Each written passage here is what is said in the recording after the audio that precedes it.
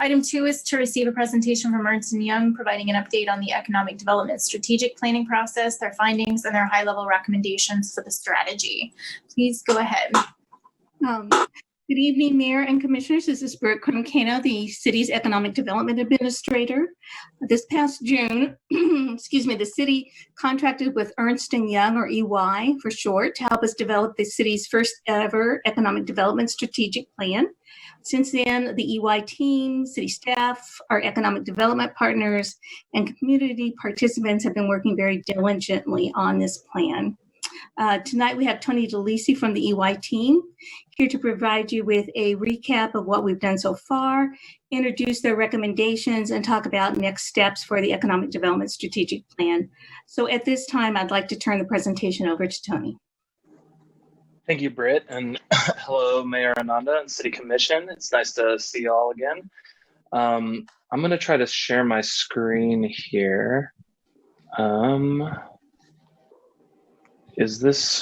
Can folks see this? Yes.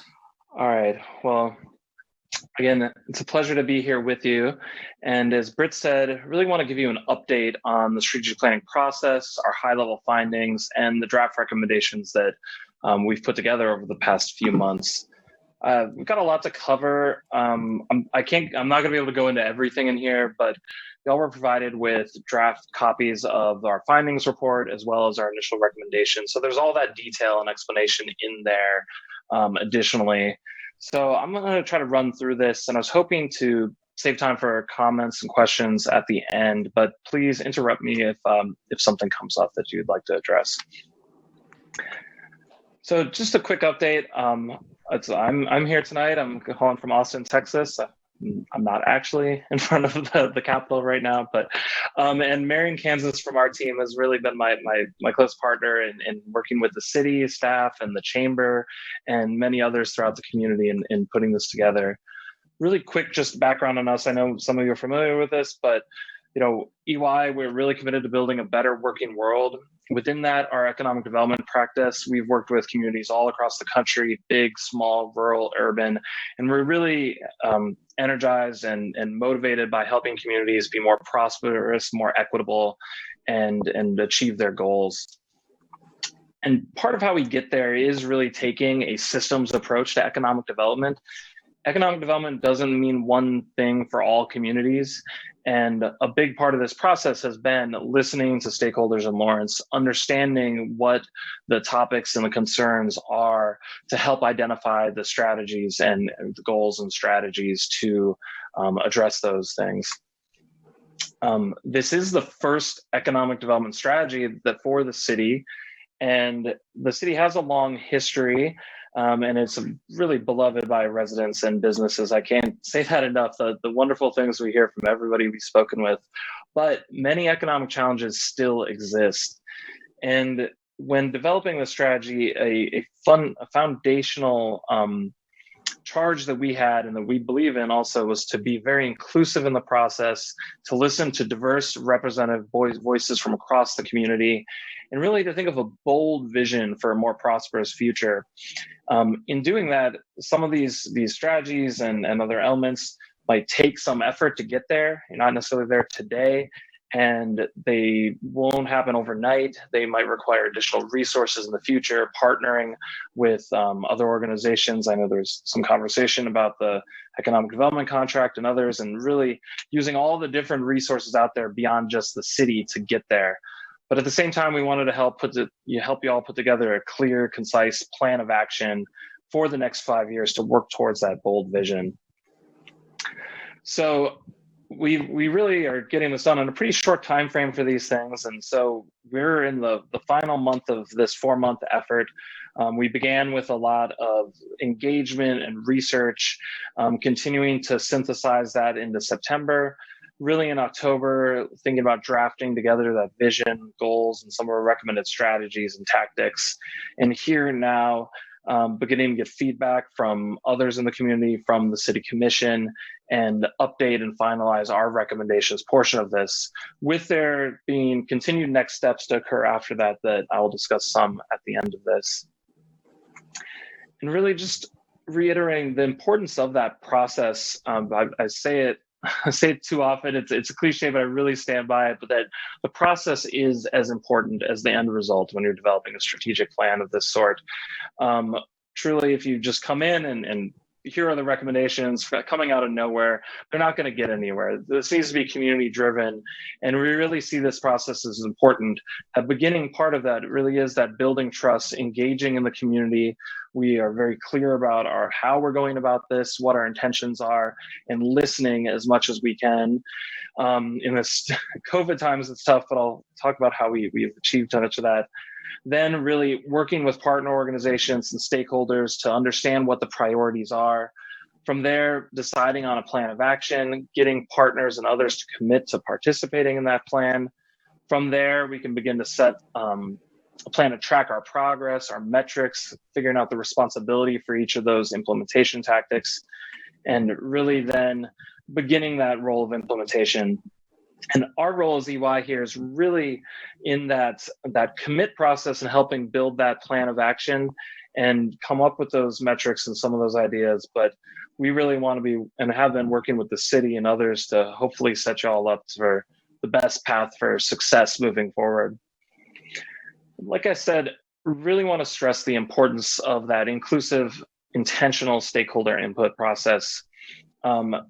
We have a short time frame here, and we as the consultants can only listen to so many people in that, but we have tried very hard to have a broad and deep listening process. We've had an advisory committee that we've met with 4 times throughout this process with individuals representing a number of different organizations and groups across the community.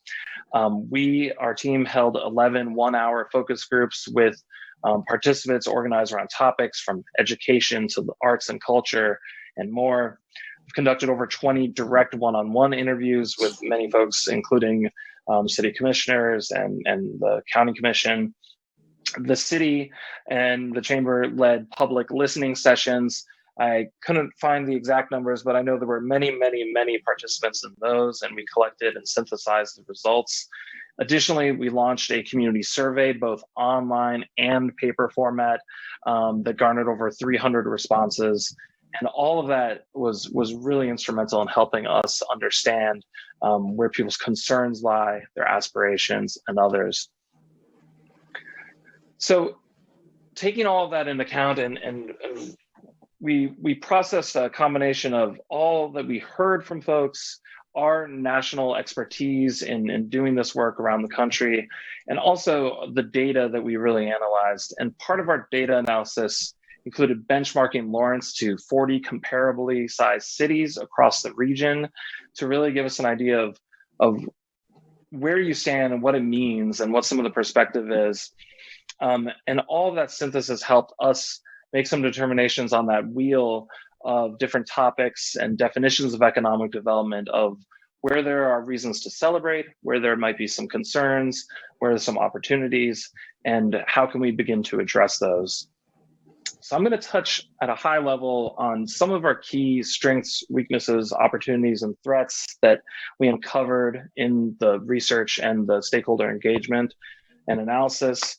But as you know, the economic overview report is much more extensive and has a detailed analysis in all those different topic areas.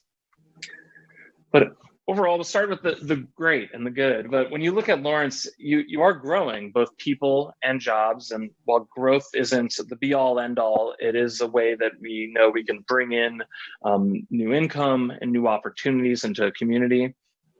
Lawrence is also incredibly well educated. Of those 40 communities examined across the Midwest, which include many other university towns, Lawrence is the best educated. 56% of the population over 25 has a bachelor's degree or higher. That's pretty incredible. I'm in Austin, Texas, and I don't think we're that educated either.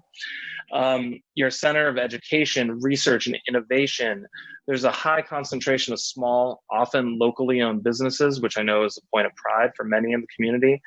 And Lawrence is a destination for the arts and for tourists. It's come up many times, but the number one tourist destination in the state of Kansas is Lawrence itself.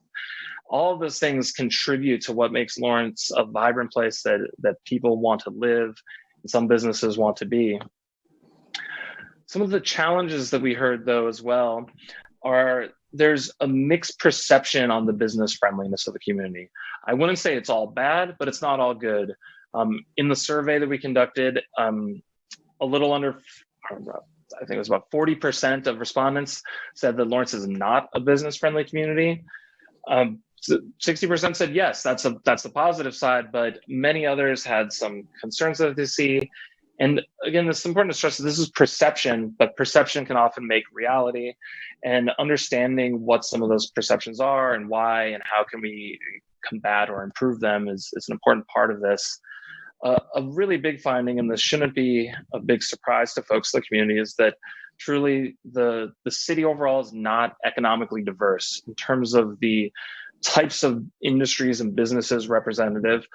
The presence of KU makes a big impact on the city, and it's very positive, but it also contributes to there being a large education sector, a large government employment sector, and less representation in other primary well-paying industries. Another really significant finding is the poor connection to broadband across the community. Speeds are relatively slow, and availability for some of those higher speeds is relatively low, especially to all of those benchmark communities we identified. Something that came up consistently in the surveys and in our conversations with people also is limited and lacking career opportunities for a young person or a person to grow and expand and earn increasingly higher wage levels. And that's very tied to that economic diversity aspect. Unaffordability was another concern that came up very often in the surveys, and it's likely not new to many of your ears. Challenges with housing in particular.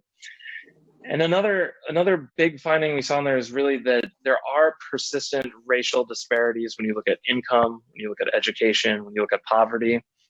And Lawrence is not unique in this. This is a big theme of a lot of our work, is understanding equity of opportunity and how we can be more inclusive. And we wanted to really put that as a foundation in some of our strategic recommendations. And we know also that was one that came up again in surveys as something that the community really values addressing and sees as a concern. On where this could go, though, the opportunities are really abound. Lawrence could grow more diverse business opportunities in a number of targeted areas, particularly being a greater center for technological entrepreneurship. We had a wonderful focus group with a number of folks from the entrepreneurial community, whether they are startup owners or BTBC and others.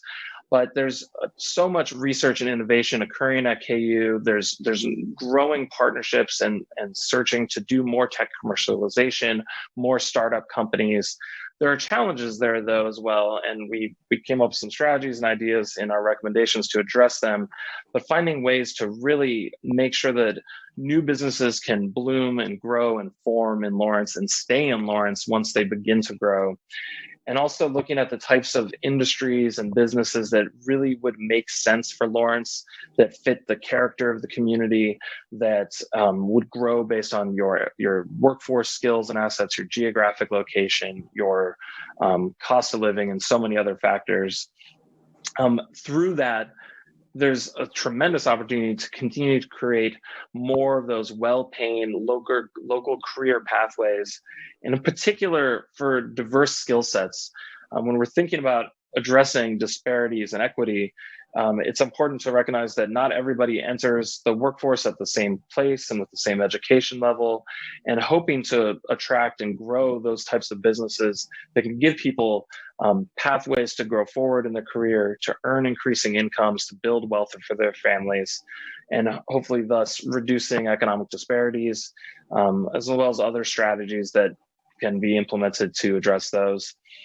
And then lastly, really that while the arts and culture is such a big part of Lawrence and a cherished part, there's a lot of opportunity to enhance and grow that cultural aspect as the economy, as economic drivers.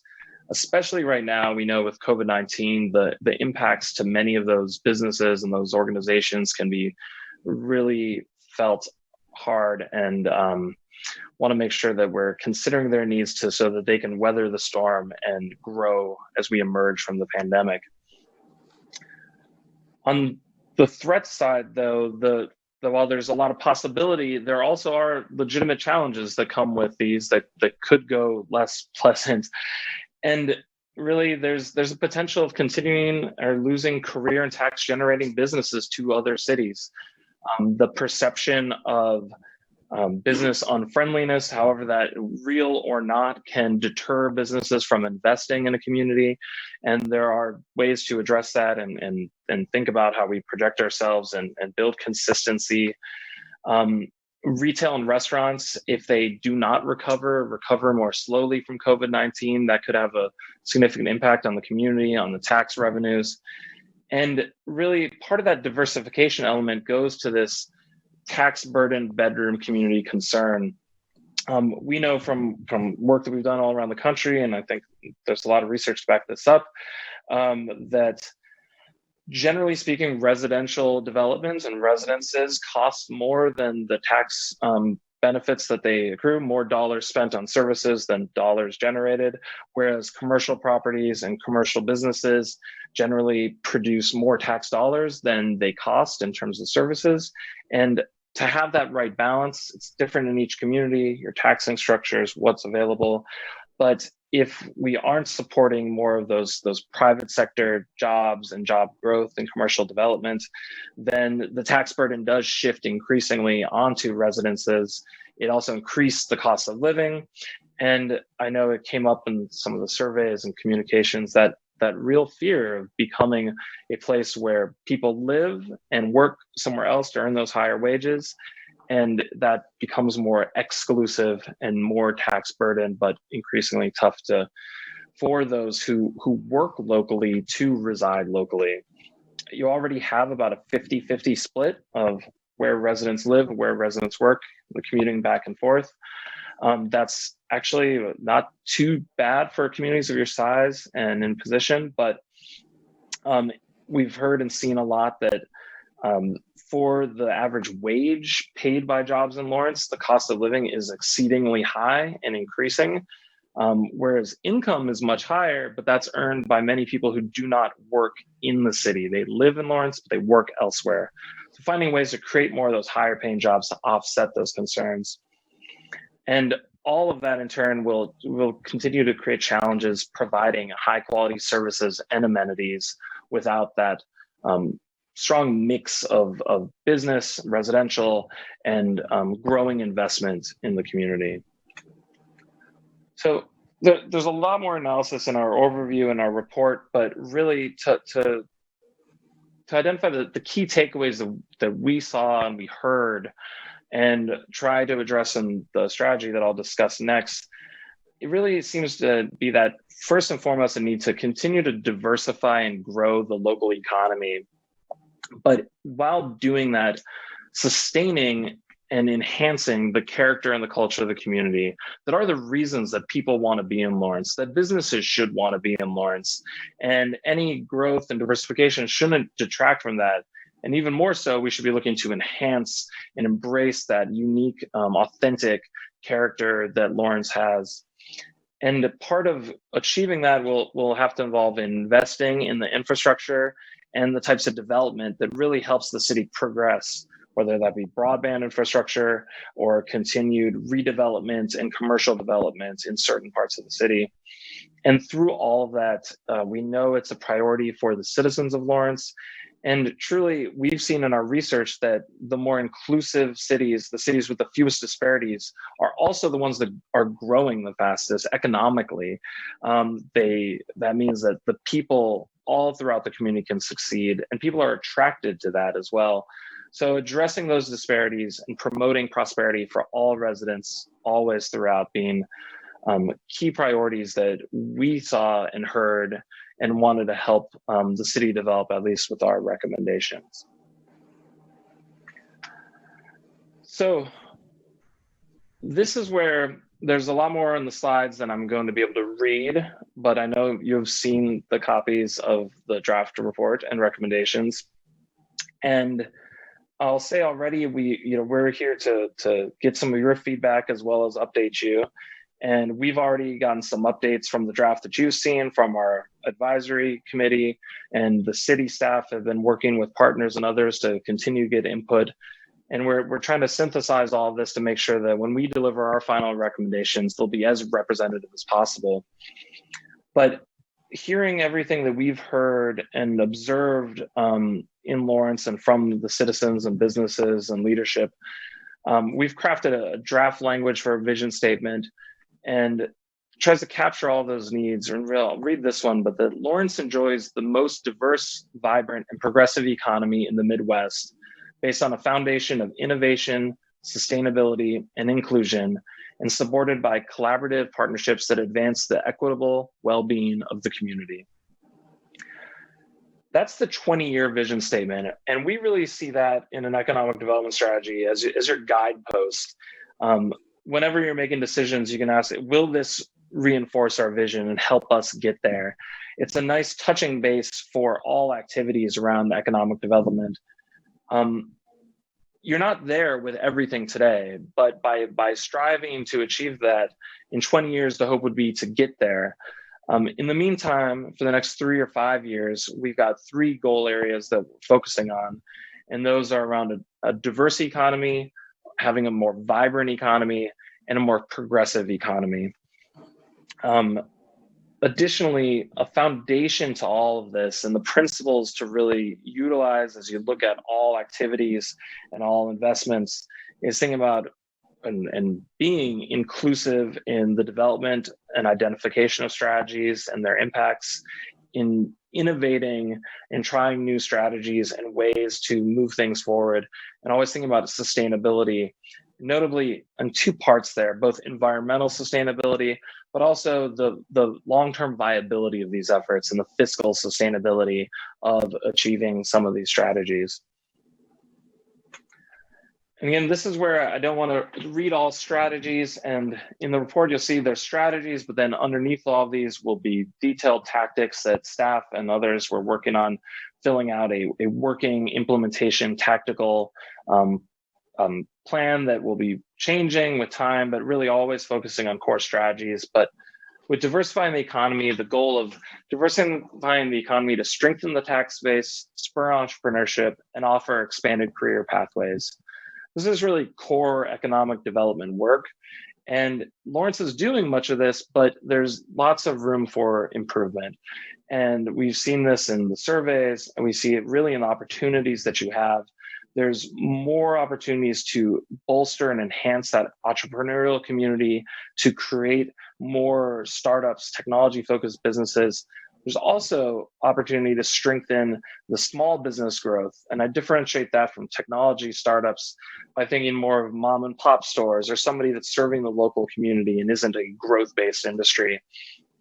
Additionally, business attraction efforts could continue to be enhanced and focused more on those quality businesses that really match Lawrence's character and assets and ability to grow, always with a focus on raising the average wage, median family income, meeting quality employment standards that the city has set.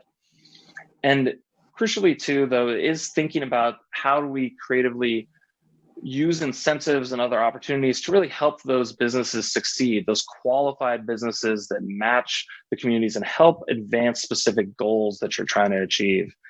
And thinking about all of this will ultimately help Lawrence move forward in that growing the tax base so you can continue to provide services, grow those businesses, and crucially offer those career pathways to residents so that they can be more successful. And when we think about the metrics for how we'd achieve this goal, there's a lot of different data you could look at, but the core indicators really are focused on that growth in private non-retail jobs. That'll help with the diversification side. Always want to see that average wage in the community, which is fairly low at the moment, grow. And thinking about new startup formations and seeing those new businesses come into the community. On the vibrant economy side, the goal statement we drafted is that we create policies, programs, and partnerships that enhance the character and culture of the community. And these strategies cover a wide range of areas, but really focused on the elements that make Lawrence unique and addressing a wide range of equity and other opportunities, particularly the arts and entertainment community and how to sustain and grow that. Beginning the process of better understanding what some of the barriers are to economic prosperity for everybody, really working on connecting students, educators, and employers. There's great work with Peaslee Tech, with KU, with Haskell University, the great school system that you have, finding more ways to integrate those educational institutions with employers, with students, to make those connections for careers. Lawrence has, I can't stress this one enough, I don't want to see it down there at number 4, but Lawrence has a truly unique opportunity with the Native American community, particularly the business community. The long roots that Lawrence has with Haskell University, with a number of tribal nations, to continue and more enhance and embrace and grow Native businesses, Native cultural amenities, and more. I've never worked in another community that has that opportunity. Many of these others are continuing efforts to invest in placemaking, building Lawrence as a regional destination, bring in those outside dollars. Enhancing local food systems and the related businesses is very aligned with efforts that the county is working on and others. And in some of these circumstances like that, as well as the arts plan, this strategy is not seeking to replicate elements in those existing plans, but rather reinforce and support those and see how they fit into the broader economic system here. Similarly, with nonprofits and other community partners, as they're providing social services that are really critical to an economically healthy community, those won't necessarily be ones that are the providence of economic development activities, but they are critical to economic health. So we want to reinforce and support wherever possible. And on this side, really, the KPIs in this goal focus on a number of areas, but we want to say things that we can easily track as the key areas and the top metrics we look at, really looking at that arts, entertainment, employment, and business, number of businesses and how they're doing, and continuing to track and hopefully see progress on disparities by race around income, poverty, and education. Our last goal on progressive economy says we make intentional and innovative investments to make our economy more sustainable, connected, and inclusive. And priority number 1 that we identified is that expanding broadband access within Lawrence. And we know that this has been something that has been studied and discussed in the past and might very well take a new initiative that could be outside the city with city support and others, but it's a hard effort, and many communities have taken different approaches to this, but it is so critical to success in the current and future economy, as well as addressing disparities. When we think about those, the digital divide, access to broadband and devices and all these other things are continuing to really perpetuate some of the racial and other disparities we see in this country. The COVID-19 pandemic has really accentuated that, as we see students who are at home that don't have good internet access or devices being even further left behind. Part of this as well looks at launching inclusive leadership initiative to increase that representation, doing some marketing and better promotion to establish Lawrence as a business-friendly community and have folks understand the work that is going on to improve processes internally in the city, attracting more of that private development to achieve objectives and goals that are being identified in things like the downtown plan, the city strategic plan, and others. Building sustainability initiatives, exploring research opportunities with KU and other types of smart city investments that are out there. Continuing the work around the affordable housing plan and others to create more housing options, and thinking about childcare options at all price levels, which can be a challenging effort, but we know has come up more and more from those looking to get back into the workforce or support themselves as they're trying to work and balance childcare, especially in this COVID moment. So on this side, I think the top real KPIs that we've been pondering as we've gotten more input on this and have continued to make adjustments are really focusing on that broadband availability being, such a critical element. I say, so for years pre-COVID, that broadband, it's like the paved roads of the 20th century. If you're not building it, you're going to be left behind, and it's so critical. And again, continuing to track and accelerate where possible that new commercial and redevelopment investment in the community. So before we get time for questions, just to reiterate where we are today, we're in this period we call socialization, and that's a process that we're engaged in right now, which is getting feedback from y'all in this conversation. City staff is working directly with partners to review tactics, provide additional input. That ranges from the Chamber of Commerce to the county, to KU, to Haskell, to many others to get their feedback on some of the strategies that they would be involved with. Once we're processing all that input, and we've already received a lot, we, the EY team, will review and incorporate that feedback to update and finalize our recommendations before the end of the month. And then my understanding is there's going to be an opportunity for public feedback on the finalized recommendations through Lawrence Listens.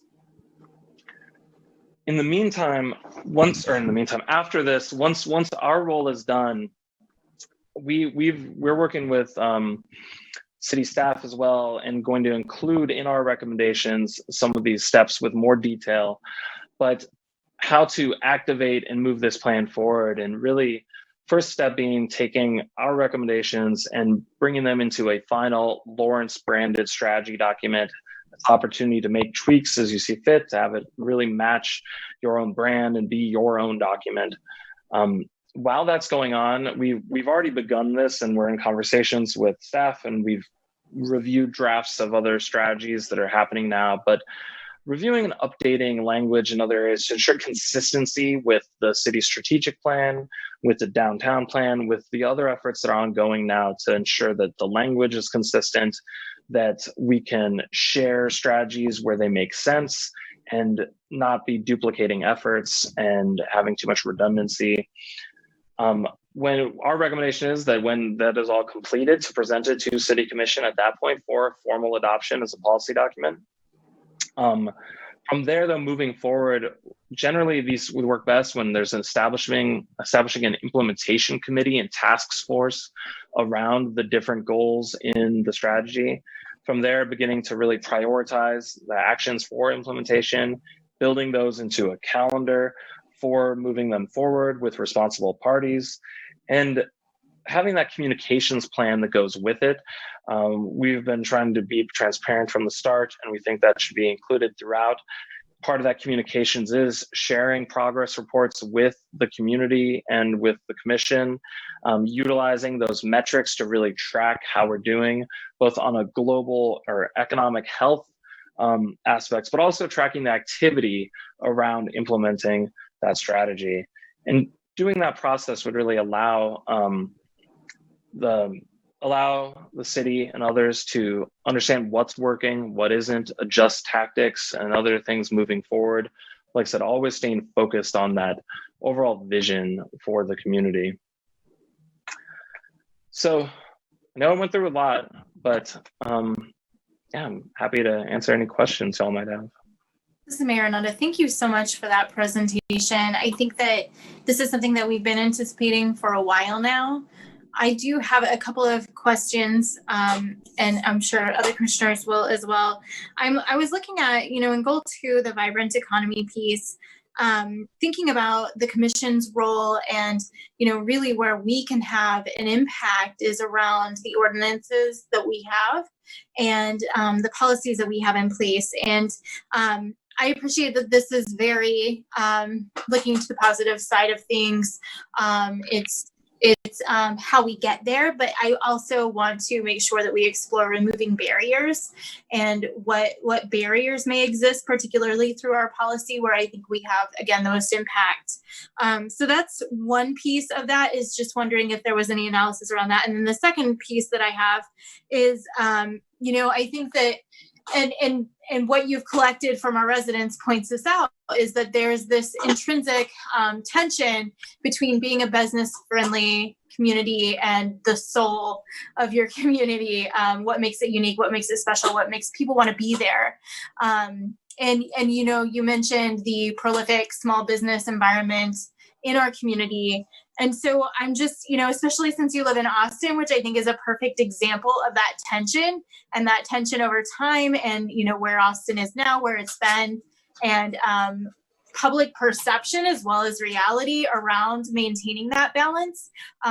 Any kind of input that you can include that would help us maintain that balance, if it's lessons learned from your experience or Austin's experience or other communities that have had those experiences, I think would be helpful to the commission. So those are kind of the two things that I don't know if you have any comment on that or feedback on either of those items.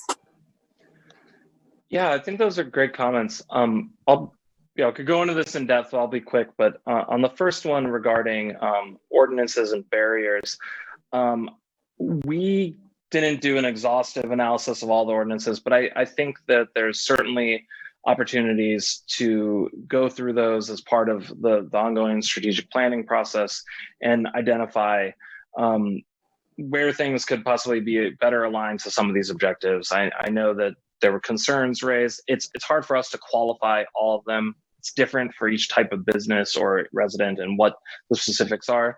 But I think that's a good way to approach it.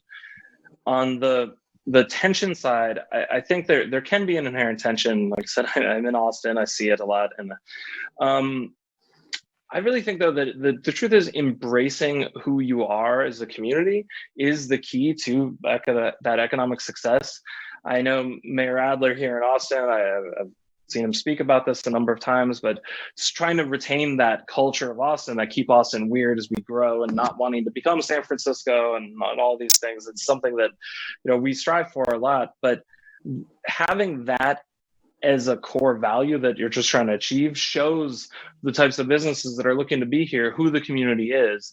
And we're not getting, I think, as many businesses that want to be something else. They're looking for that Austin, the people that want to be here for that Austin, and so forth.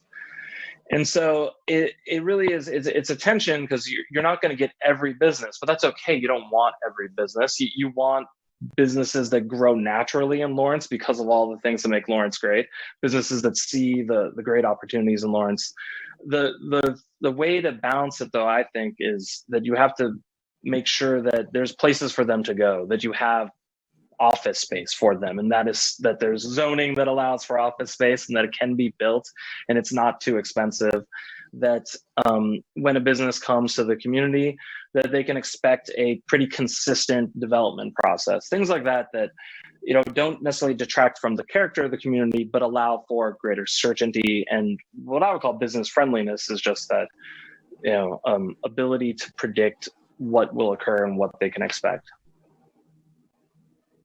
Thanks for kind of taking the time to parse through those. Are there any other questions from other commissioners?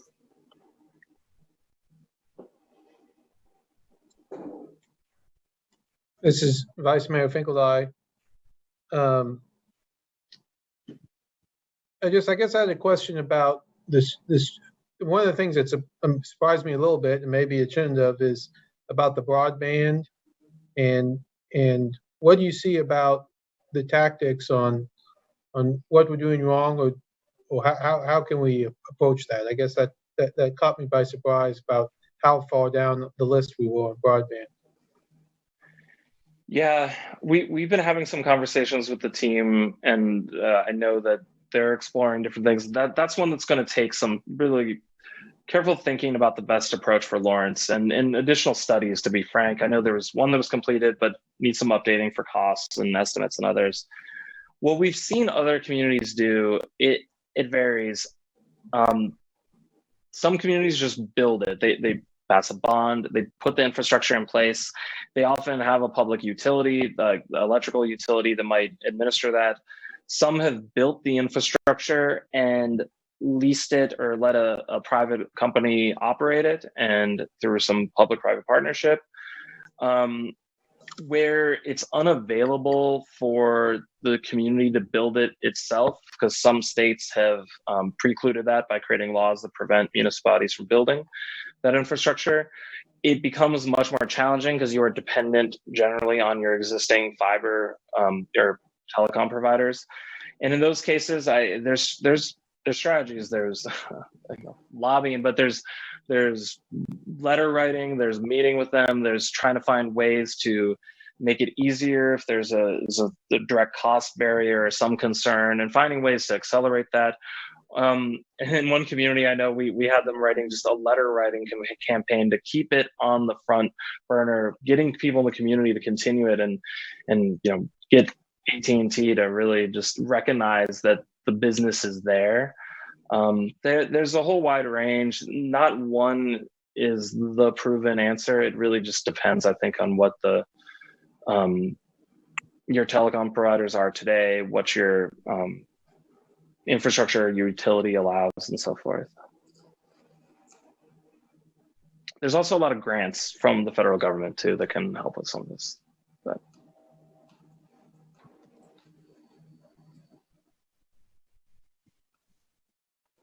Mayor Nanda, are there other questions from commissioners before we get a public comment? All right. Well, we had one individual signed up for public comment on this item, Nick Kuzmiak. Please go ahead. You have 3 minutes. Okay. Good evening, commissioners. My name is Nick Kuzmiak, and my address is 417 Alabama Street, in case you need that. I wanted to start by commending city staff and the Chamber of Commerce for being so proactive in reaching out to as many people as they could to gather input from the community. And I really think that the plan put together by Ernst Young is going to be pretty helpful, especially if it's followed as closely as the former strategic plan was. We can already see that some of the initial results have backed up widely held opinions on issues like housing affordability or restaurant and retail saturation, while other metrics do challenge our perceptions, such as the issue of broadband access. I was able to attend one of the virtual public meetings the city held and felt that the discussion was pretty productive. The main point I brought up was indeed acknowledged and does appear in the report and was actually discussed just now, though I think it does deserve to be highlighted as a significant factor that influences economic development. The factor is the built environment, specifically how city regulations can shape what it looks like and how it functions. Therefore, I'd like to use my time to comment on the importance of a built environment that not only allows more economic activity, but encourages it. This issue comes up during discussions on housing affordability, which is also a key factor in the local economy. But the regulations around the built environment are equally impactful in the economic sphere as well. I'll start with an anecdote that is relevant to towns like Lawrence, and then finish with some specific policy suggestions. Say a retired couple has found joy in making ice cream and tries out all sorts of different recipes with great success among their friends. Those happy customers encourage them to take the next step and start a business. But this couple isn't exactly flush with cash while living on a fixed income. They do, however, own their home and have a strong neighborhood network and a bit of carpentry know-how. In most other countries, the solution is obvious. Turn your garage into a tiny ice cream shop. Wait, can't do that. Commercial uses are strictly segregated from residential uses due to an anachronistic zoning laws that are based on architectural theory that has long outlived its relevance. Okay, no problem. A food truck will do just fine then. Great, we can find a cheap van on Craigslist, outfitted with a freezer and an awning. Once again, no dice. Food trucks are only allowed to park in commercial and industrial districts, not exactly the places children congregate for ice cream. Okay, fine, final try. Let's rent a brick and mortar space right near Mass Street and open up there.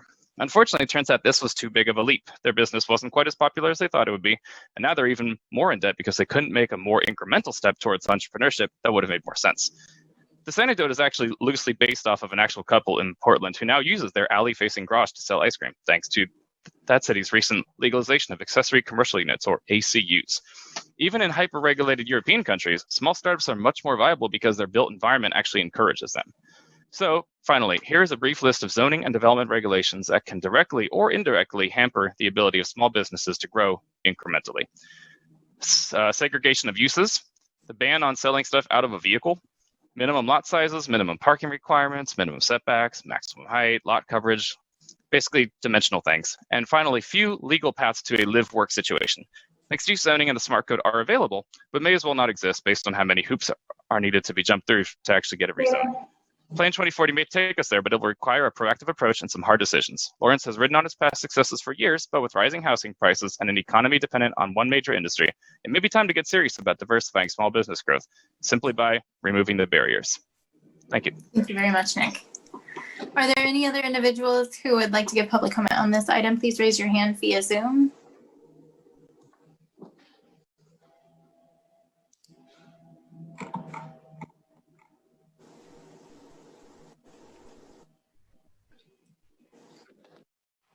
Mayor, we do have one individual that has raised their hand. Chris Flowers, you have 3 minutes.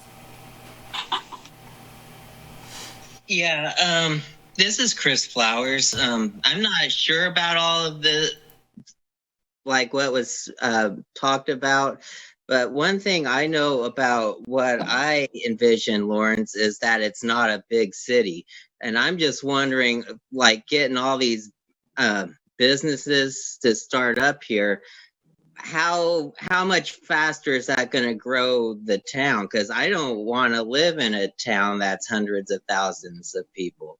And also about startup techs, didn't San Francisco have a problem where they got a bunch of tech companies to come open up there, and then it like skyrocketed the prices of like housing? I'm just wondering if we get a bunch of startups that open up in Lawrence and they bring in high paying jobs, like what are all those jobs going to go to Lawrence residents, or are they going to also hire some outside of Lawrence people? And if they're bringing in other people with these high paying jobs, what effects is that going to have on the economy? Like, what about the people who get out of high school, don't go to college, they just go right to work at a minimum wage job? And if these new businesses start bringing in all this economic growth, what's going to happen to the people that are working low paying jobs when it comes to housing costs? Because I think economic growth is also going to increase the housing costs. So those are just some of the thoughts I have, and I don't want Lawrence becoming a huge city. Thank you. Mayor Arnaldo, is there any other public comments, Sherry?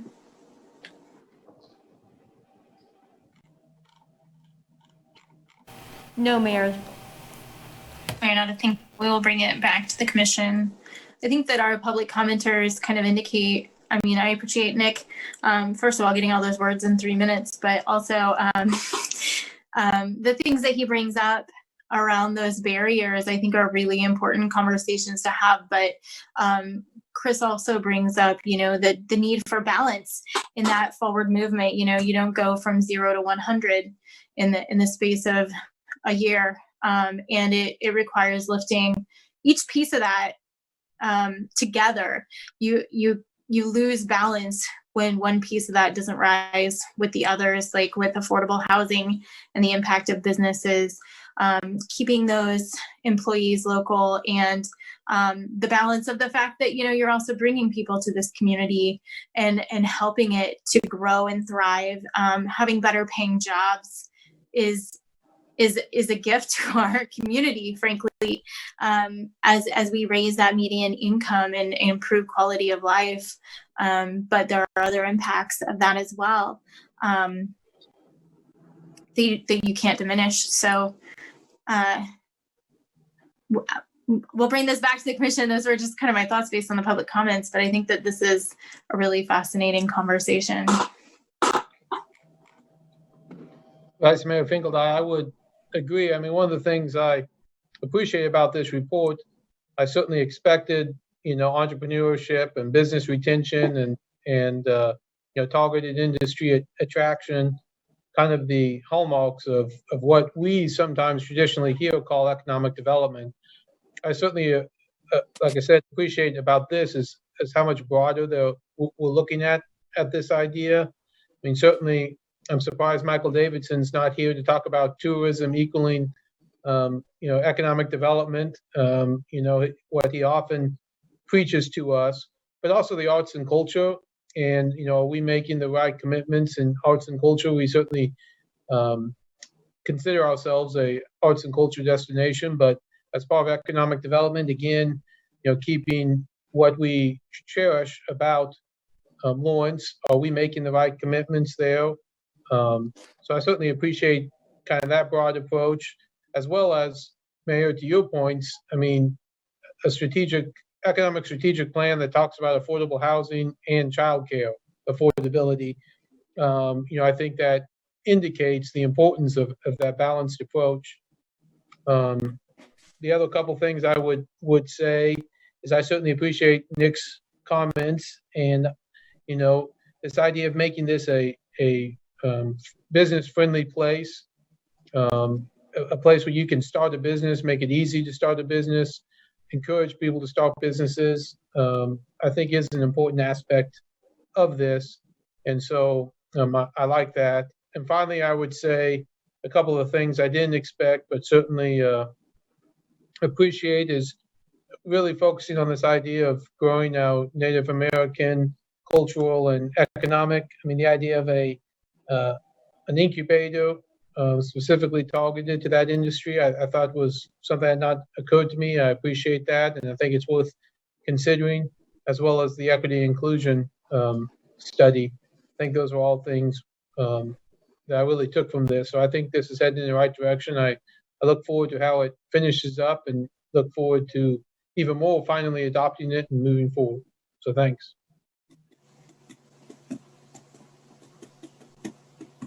Commissioner Larson here. I want to thank everybody who's been involved in putting this together. I think it was a really good move for us to undertake this endeavor. There were many things about the report that I found pretty fascinating, and I'm looking forward to kind of delving into it even more, as we go forward here. But I think it just kind of continues to hammer home our need to work with our community, and the idea of being business friendly. Continue to explore that, because that has been an issue that's been brought up many years since I've been on the commission, and maybe better identifying that. But then also, I found it interesting where the consultant was talking about how we had a lot of diverse small businesses. However, the pay for those aren't as good as those that work outside of our city. So obviously, again, we continue to need a lot of work on this. But again, I'm looking forward to looking at the report more in depth, and getting a better idea. But thanks for doing this, and I'm looking forward to hearing what the community has to say about it. Mayor, Commissioner Shipley, I just had so much fun digging into all your graphs, and it really was so much fun. So thank you so much.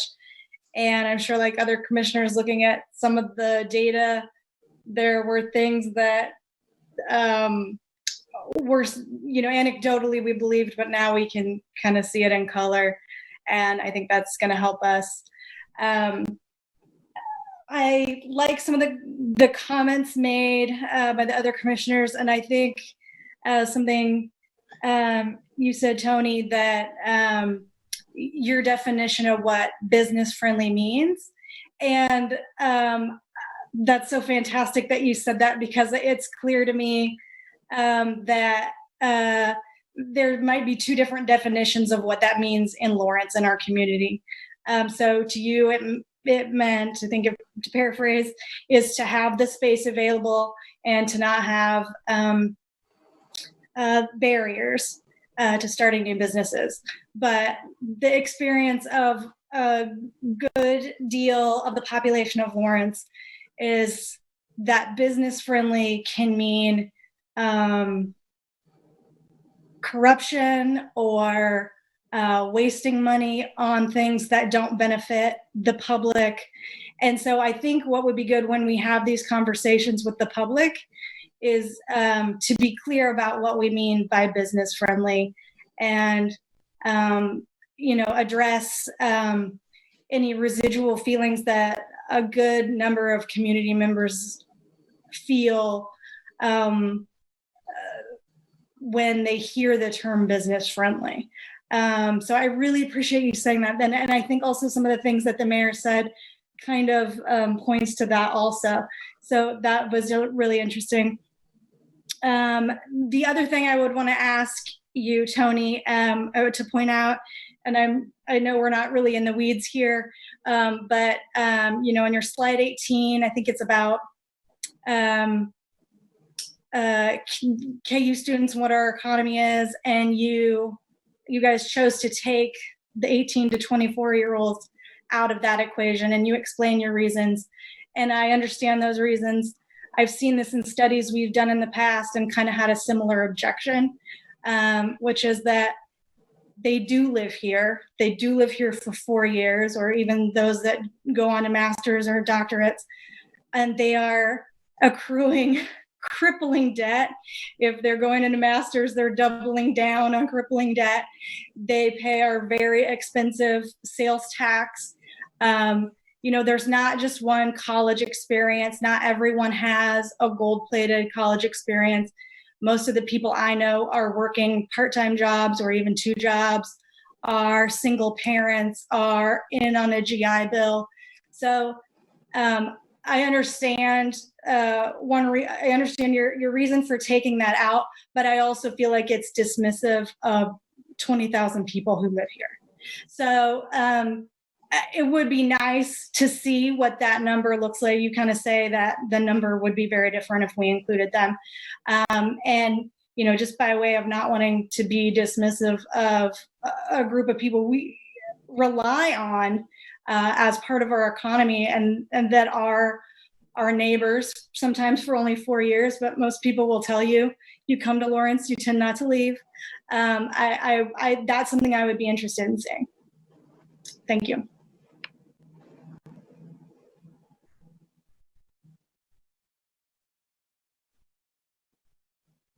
Mayor Nunn, I guess so excited to draw my computer. Any other comments from commissioners on this item?